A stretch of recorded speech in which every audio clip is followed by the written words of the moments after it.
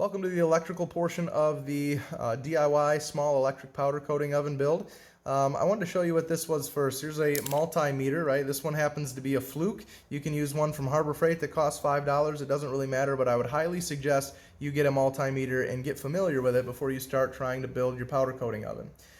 There's really two main functions that I use on this for the powder coating oven, and that would be continuity as one. Okay, if you don't know how to use your multimeter, look it up. Look up the model number on YouTube and figure out how to use that one.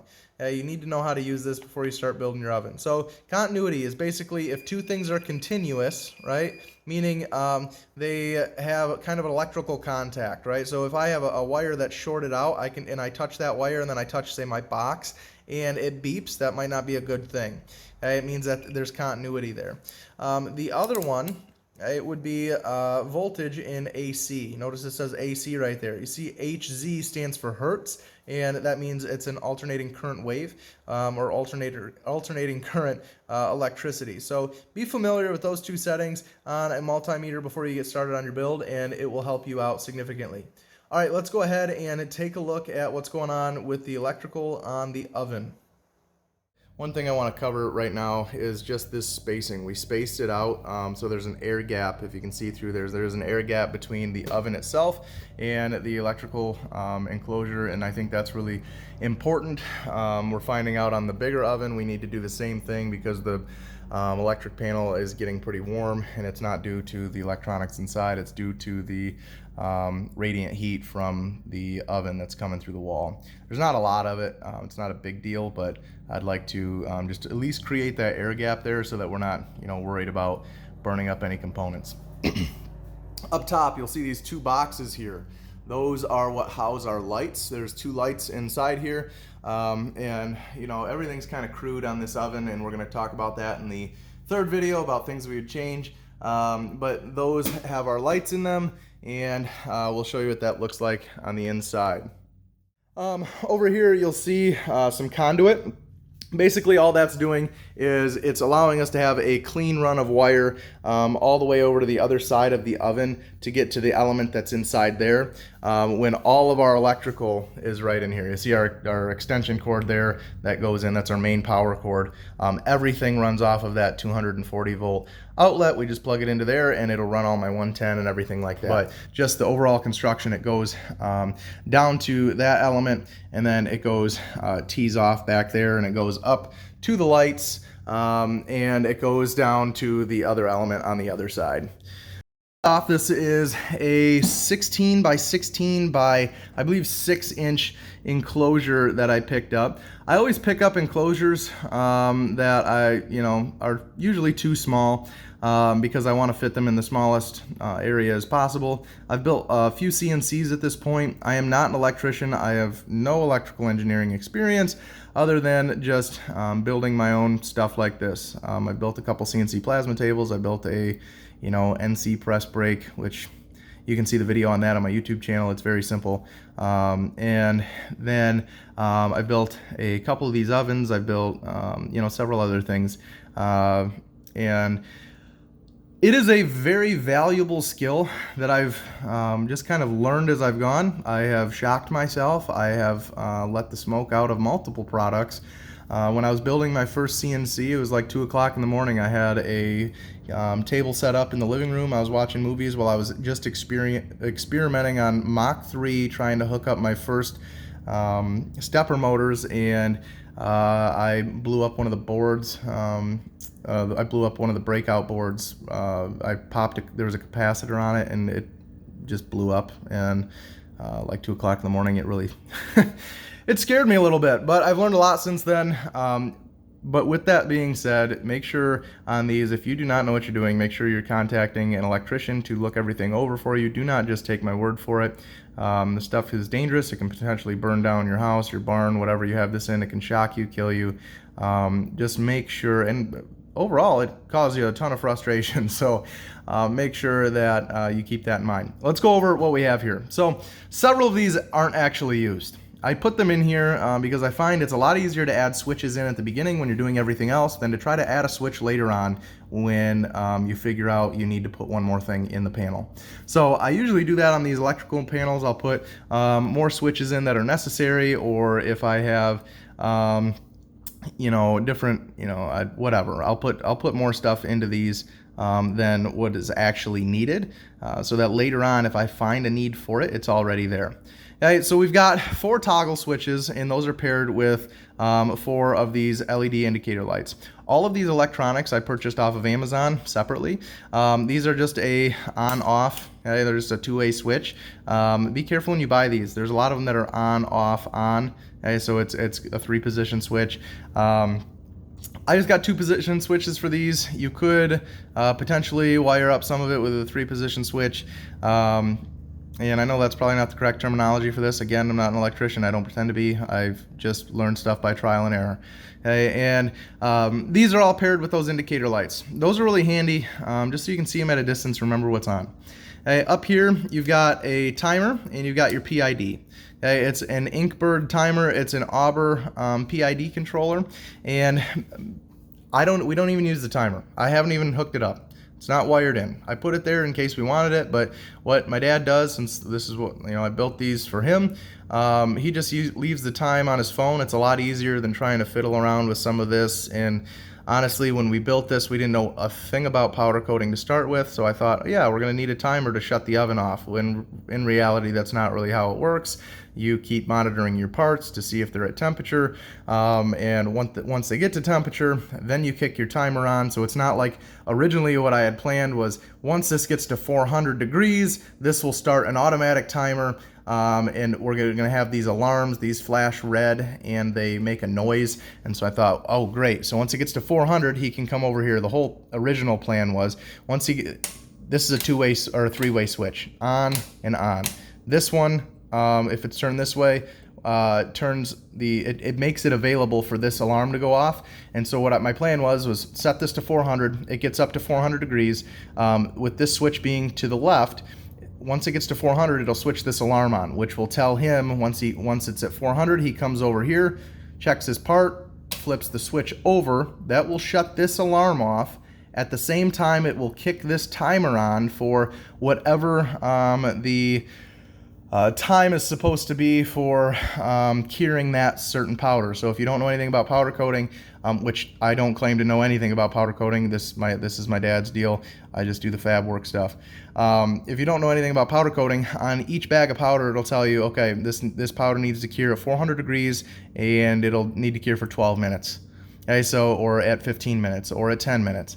And so it's basically saying once your part temperature gets, not your oven, your part temperature, that's a big difference there. Once your part temperature gets to 400, you need to cook it for 12 minutes. At 12 minutes, you pull it out of the oven. So my idea was he could set this for 12 minutes, whatever it is. Once this gets up to 400, flick it over. Now it's going to allow this alarm to go off. Once that timer is up, then he can come back, reset that switch to the center position. Alarms would be off. He could shut the oven off, and then he could open this door and take his parts out. In reality, that's not how it works at all. Okay, he doesn't use that. We don't have these hooked up. We don't even have this hooked up. They're just in there for now. If he decides he wants them later on, I can wire them up pretty easy. But for now, all he uses is this. Okay, and then he's got a switch that switches his elements on and off. He's got one for his fan, and he has one for his lights. Okay, so if he wants his PID to be on but his elements not to be on, he can switch this off, and that'll shut his elements off. It basically shuts off the relays. It breaks one of the legs on the relays, so it won't. It leaves that relay open, so your elements don't have power. And that way, it's not heating up. So it works pretty good. With your PID controller, the reason we do that with your PID, if you had it set to 400 and then say, for example, you're opening the door and you're done for a little bit, but you want to keep your PID on so you can monitor the temperature, whatever. I just thought it'd be easy to have a disconnect switch, so that's why it's there. The bottom one, not even used for anything. We have no use for that bottom one at all. It's just in there in case we find a use for it. Hey, let's go over to the back side here. The backside here, you'll notice a fan up here. One thing that I saw we use solid state relays in here, and they are you know, fairly cheap. They're like 13 bucks on Amazon. And one thing I was seeing when I was looking on the forums is that guys were always having those burn out. They'd catch on fire, they would melt, and I didn't want that. So I thought, well, why not? Let's put a fan in there. So this sucks the air out, the hot air out, and it's strategically placed. The relays are right inside here, right along this line here. So it's sucking air across their oh, what do they call it? Heat sinks. So it's the SSRs, the solid state relays, are right in here, and it's sucking that hot air out, and it's sucking it across the heat sinks on those relays. This right here, that is controlling the power on and off. So basically, if he, you know, if he wants to shut the whole box off, he can from right there. Let's go ahead and take a look inside this box. I put my little company sticker on there for, you know, no reason. I just had a ton of extra stickers, and so I put them on everything. Kind of like Frank's Red Hot. Okay. Anyway, in here, your main power comes in through this cord here. It's a twist lock, and you'll notice that it's a 4-wire. Okay, this is a 4-wire plug that allows me to basically run 110 pretty easily off this. Now you can do it with a 3-prong as well, but I would not suggest that just because I don't believe that would meet your electrical code. We have our ground coming in and grounding to the box right there. We have our neutral, okay, going to this bar right here. So basically your neutral comes in to this large basically, I ordered these so I'm not wire nutting a bunch of wires together. I ordered those on Amazon, and I think they're called a bus bar or something like that. I don't remember. This is a pretty large one. These ones are a lot smaller, but it allows me to put a lot of smaller wires in. Okay, this is my main power coming in, so I needed it to be a little bit more rigid there. So basically your main power comes in, it goes through this breaker. Okay, this is a 32 amp breaker. It comes over to this switch, which we already saw was on the back side of the box there, and then it gets distributed to everything else. Okay, the ground comes directly into the box. It doesn't go through any of this. This is just your 2 hot legs. And then our neutral comes in, and it goes to basically this block here, which I can distribute neutrals to all of my items that are requiring 110. So my lights, my fan, PID, things like that. Okay, so we have power coming in, and I have one leg going down here, and I have another leg going up here to my solid state relays. These are the only things in the oven that take 220. And I have a jumper from one of the relays to the other, which allows them, you know, to both have power. This is totally fine to do. As far as I know, it's okay to do. Okay, and then you'll see behind the relays, very important part is they have their heat sinks back there, and those are mounted on a DIN rail that's mounted to the back. DIN rail is basically just a rail that you can take electronic components in and out of easily without having to screw something all the way through the box. They work really well. I used them in a couple of my other CNC builds, and they're pretty handy to have. My wire management is an absolute mess. I am not any good at it. It looks like a rat's nest in here all the time. All my electrical panels look the same. They are all just wires everywhere. No rhyme or reason to the color most of the time. Sometimes I try to keep consistent, but you know, like every project, you try your best at first, and then about 20 minutes in, you're like, whatever, just go with whatever I have. I do keep the right size wire though. If anything, I'm overkill on the wire size, which again, I'm not an electrician. I've heard that's not the greatest thing to do either. But that's what I've done in the past. I would rather go bigger on that than go too small on a wire and cause an electrical fire. But from my knowledge, they are all sized appropriately for the load that they require out of this circuit. If you look in here, you'll see this thermocouple back here. Okay, and that's what that is right there. It's basically just a probe, a temperature probe, kind of like what you would use for if you were checking meat and you're smoking it or grilling, whatever. That's what that is. That comes through the wall right over here. Okay, right back there, and then it comes back in and it comes up here and it goes right to your PID controller, which is back there.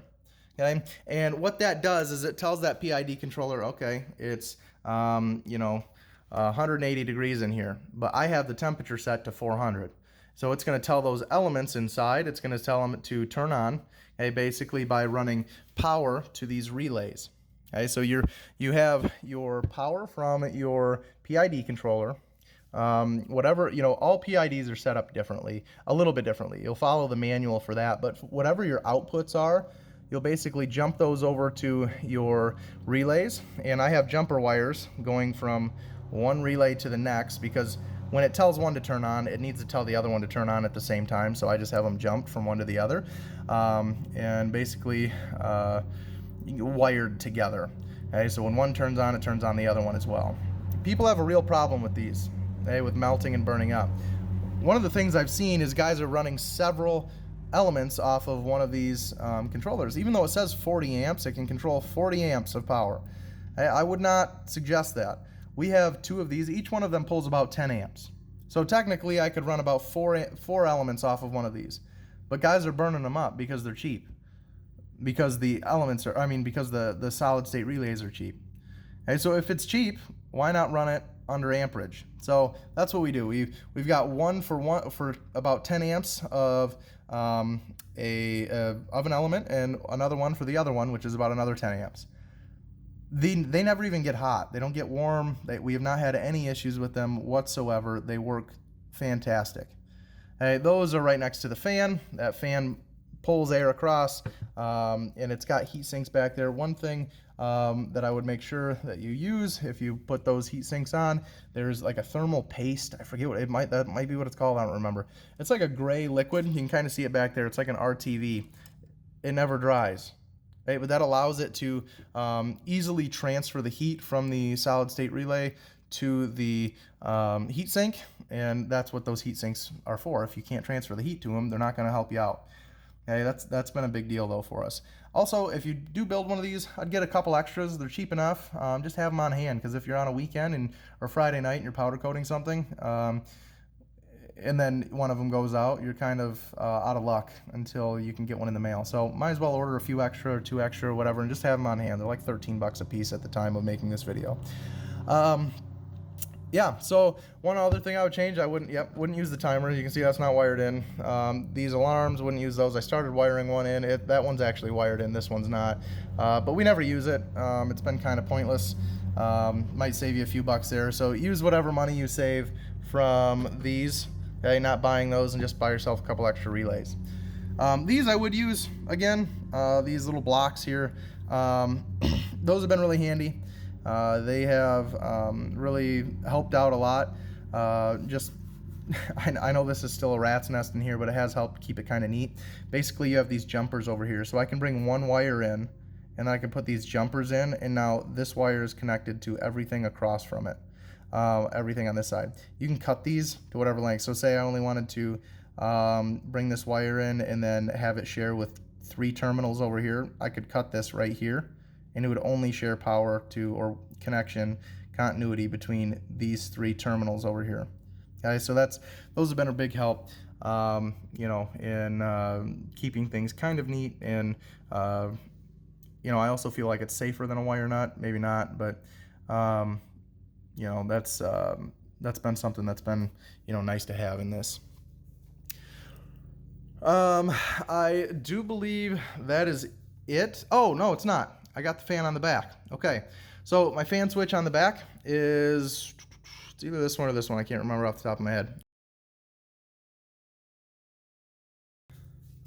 This is one of the fans from Dayton. You can get them on Amazon. It's like $130. Works pretty well for this size oven. I think this is the one TD4, I think is what it is. TDU4, TD4, something like that. Works really well up until this melted right here. And we're going to cover why that happened in video 3 when I talk about things that I would change or do differently next time. If you have any other questions, feel free to leave them in the comments. I'll try to address anything I can. That's what that looks like. Again, it's not pretty, right? But it works really well, and we've been really happy with it.